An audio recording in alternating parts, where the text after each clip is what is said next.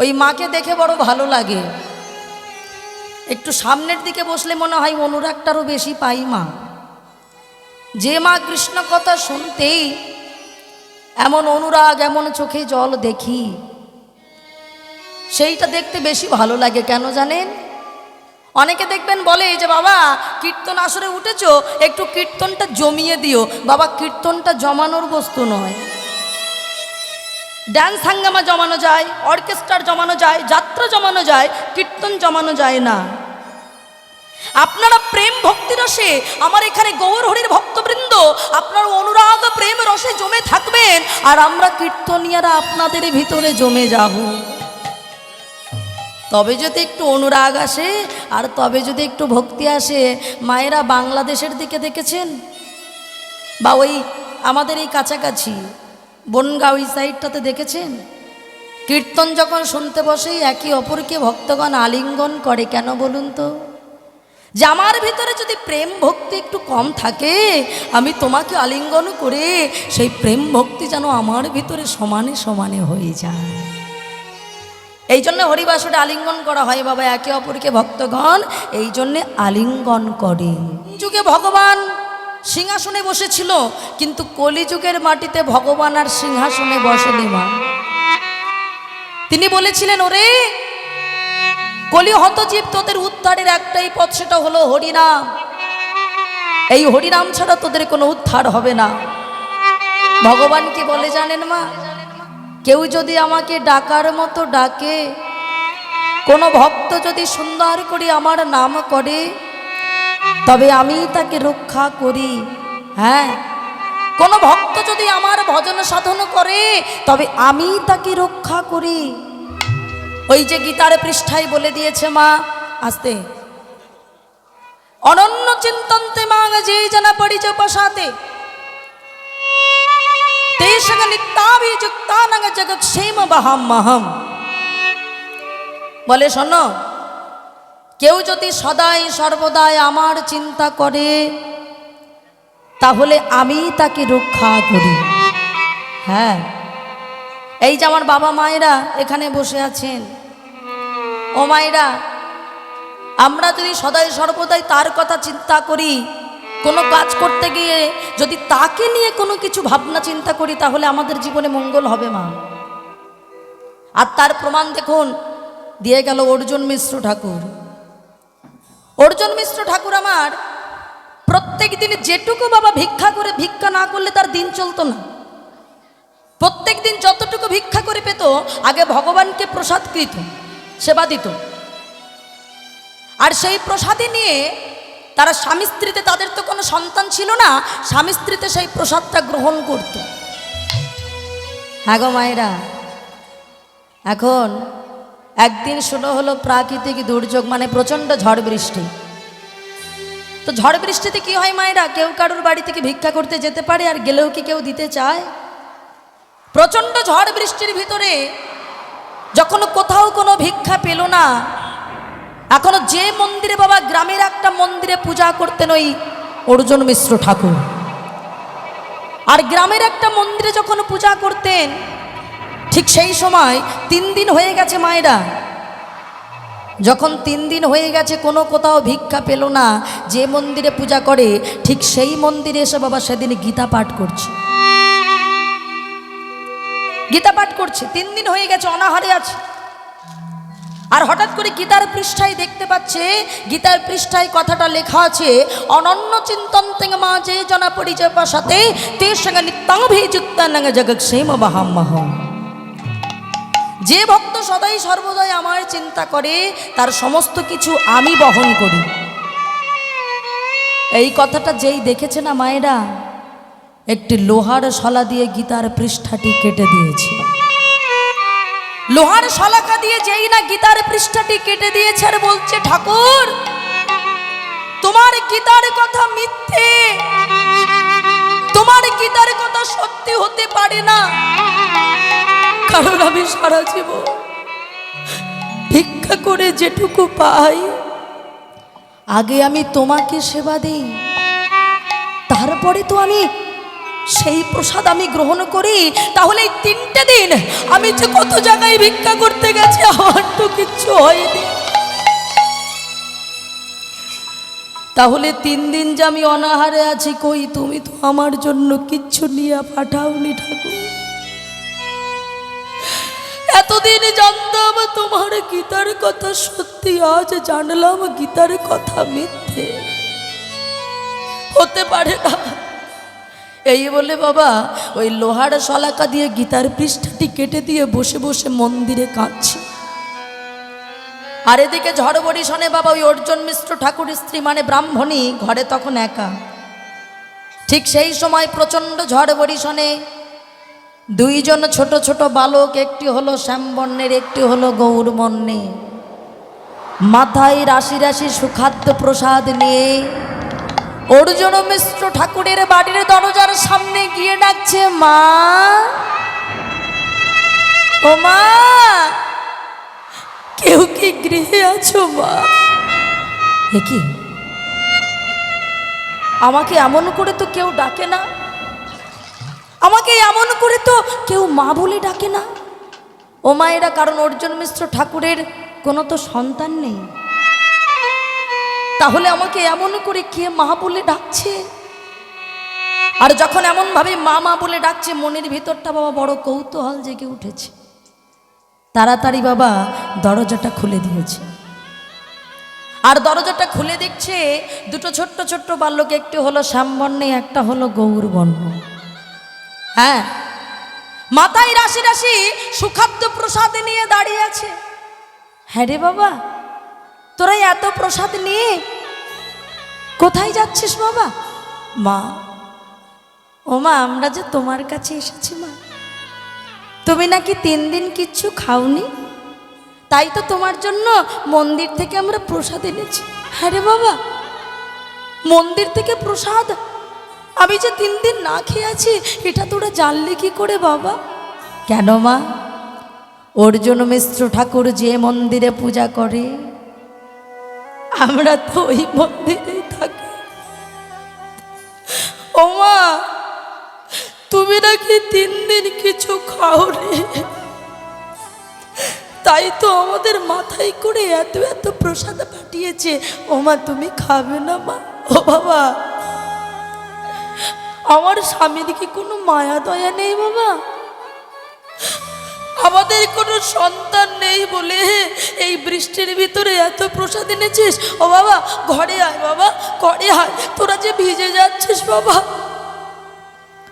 ও মায়েরা, মায়ের তো সন্তান নেই, তো মা আমার কি করেছে, প্রসাদগুলো না মাথা থেকে নিচে নামিয়েছে, আর আঁচল দিয়ে বলছে, বাবা ও বাবা, তোরা তো ভিজে গেছিস বাবা, আয় আয়, আমি একটু তোদের গাটা মুছিয়ে দেই। এই বলে যখন ওই গাটা মুছিয়ে দিতে গেছে, দেখছো ওই যে ছোট্ট ছোট্ট 2টো বালক, ওই 2টো বালকের পিঠ থেকে ঝরঝর করে রক্ত ঝরছে। কি বাবা, তোদের পিঠ থেকে এমন করে কেন রক্ত ঝরছে বাবা? মাগো, জানো মা, এই বৃষ্টির ভিতরে তোমার কাছে আসতে চাইনি বলে ওই অর্জুন মিশ্র ঠাকুর লোহার শলাকা দিয়ে আমাদের পিঠটা কেটে দিয়েছে।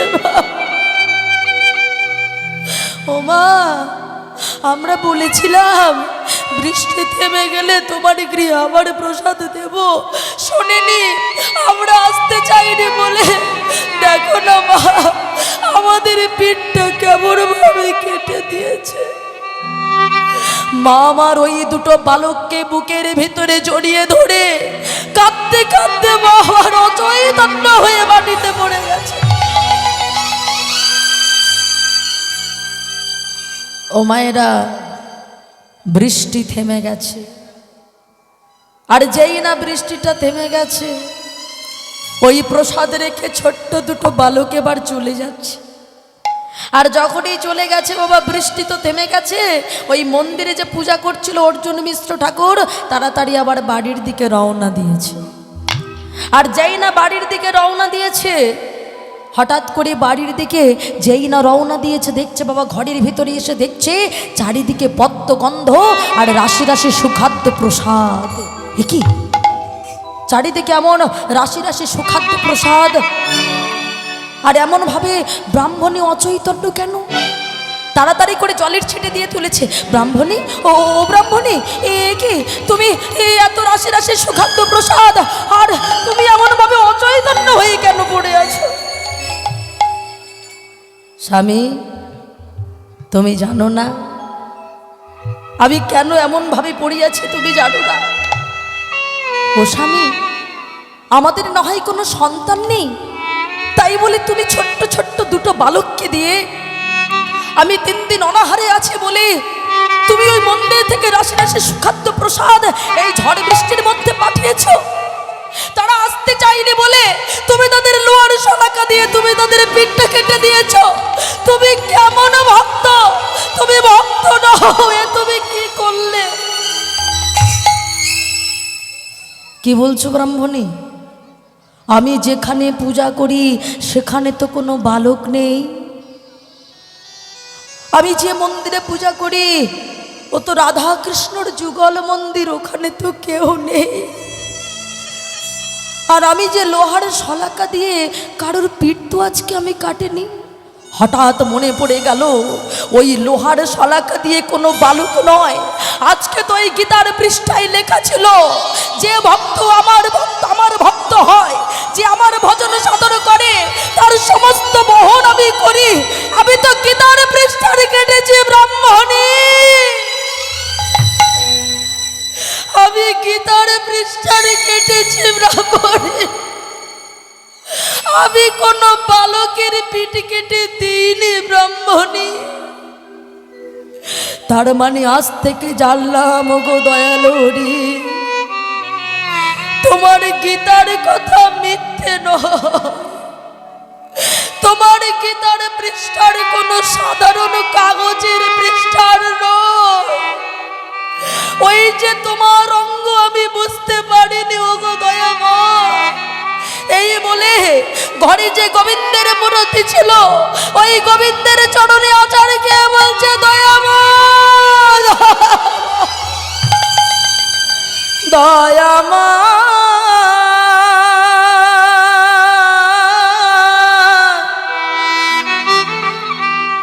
এই কি তোমার লীলা, এই কি তোমার খেলা।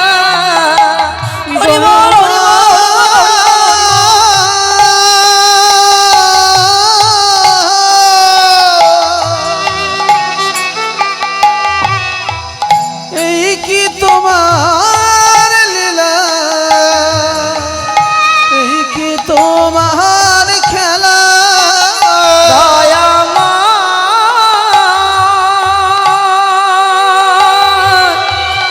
এই কি তোমার লীলা, এই কি তোমার খেলা।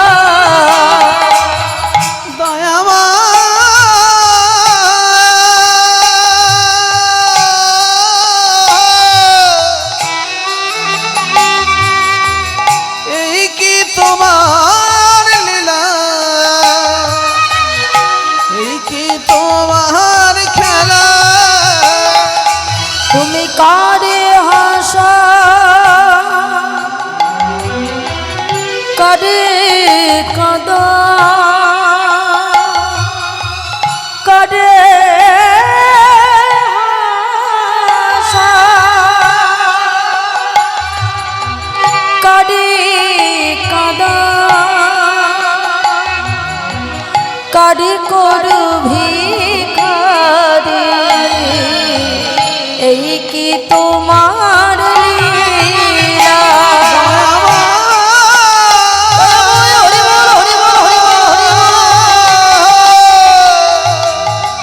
এই কি তোমার লীলা, এই কি তোমার খেলা। দয়াময়,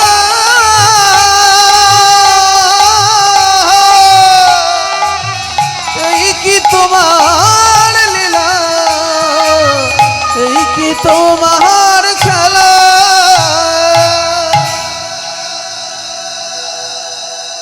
তাহলে ভগবান চাইলে কি না করতে পারে মায়েরা। আজকে আমার সেই গৌর হরি, আমার শচীরনন্দন গৌর হরি, তিনি আজকে সুরধ্বনির তীরে খেলা করছেন।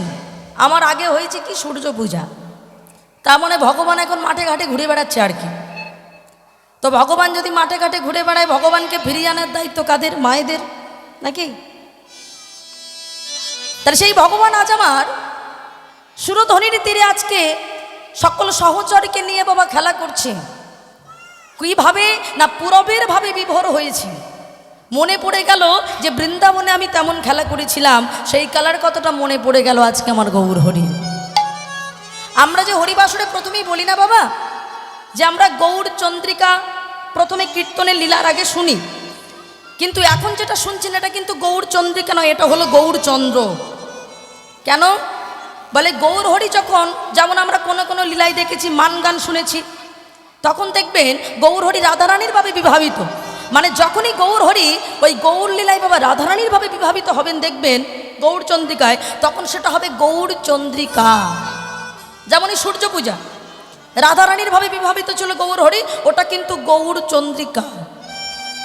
আর যখন আমার গৌর হরি ভগবান কৃষ্ণের ভাবে বিভাবিত থাকবেন যে লীলার শুরুতে আর কি, সেটা হবে গৌরচন্দ্র। এখন আমরা কিন্তু আস্বাদন করছি গৌরচন্দ্রিকা নয়, গৌরচন্দ্র। তাই আজকে আমার গৌর হরি কেমন ভাবে খেলা করছে? খেলো হেবি নদ খেলা,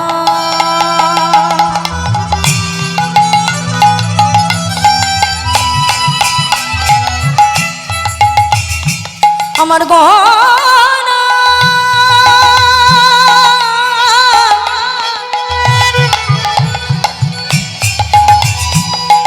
আমার আমার আমার গহনা, আমার গোরা খেলো হেবি নদ খেলা, গোরা বনমালী খেলো এ বিনোদ খেলা।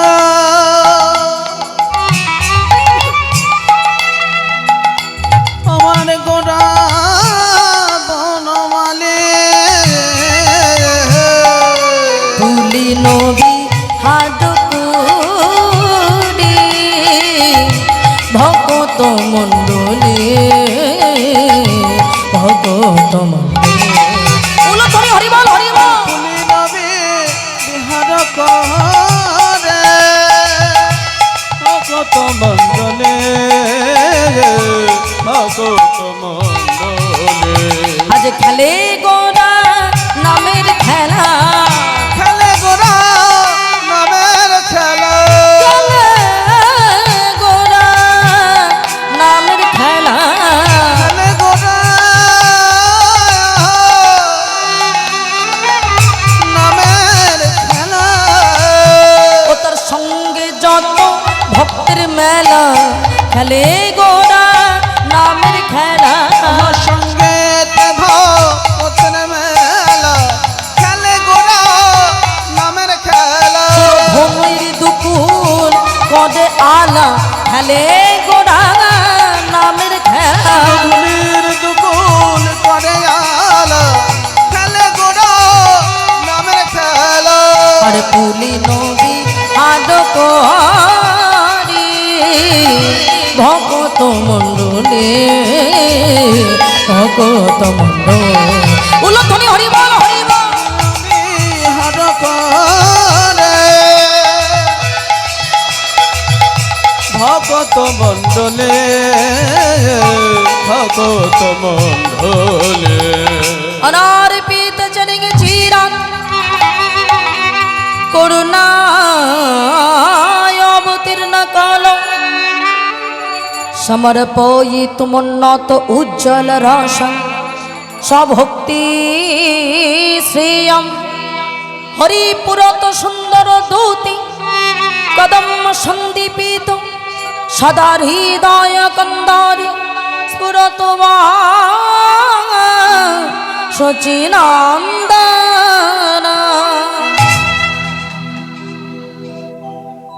অনর্পিত চরিঙে চিরাত করুণায় অবতীর্ণ কল। আমার মহাপ্রভু তিনি করুণা করে অনর্পিত মানে যাকে অর্পণ করে কোনো যুগে করা হলো না।